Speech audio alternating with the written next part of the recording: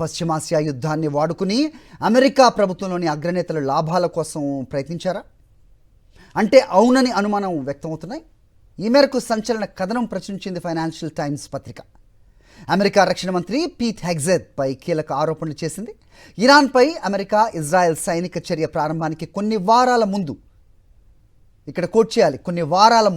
హెగ్జెత్ broker ఒకరు America రక్షణ రంగానికి సంబంధించిన కంపెనీల్లో భారీ పెట్టుబడులు పెట్టేందుకు ప్రయత్నించినట్లుగా ఈ కథనంలో పేర్కొంది ఫైనాన్షియల్ టైమ్స్.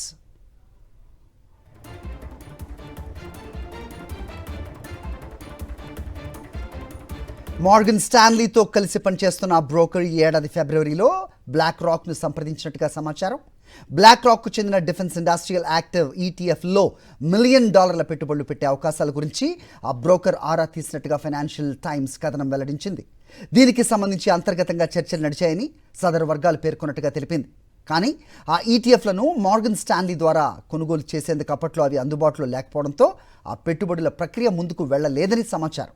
ఆ తర్వాత పీట్ హెగ్జెత్ బ్రోకర్ మరో రక్షణ రంగ కంపెనీలో పెట్టుబడులు పెట్టారా లేదా అనే దానిపై ఇంకా క్లారిటీ రాలేదు. అయితే యుద్ధానికి కొన్ని వారాల ముందే ఈ పరిణామాలు చోటు చేసుకోవడంతో పీట్ హెగ్జెత్ తీరుపై అనుమానాలు వ్యక్తమవుతున్నాయి. పీట్ చెప్పడం వల్లే పశ్చిమాసియాలో యుద్ధానికి దిగానంటూ అమెరికా అధ్యక్షుడు ఇటీవల చెప్పుకొచ్చారు. దీంతో ఈ కథనానికి ఇంపార్టెన్స్ ఏర్పడింది.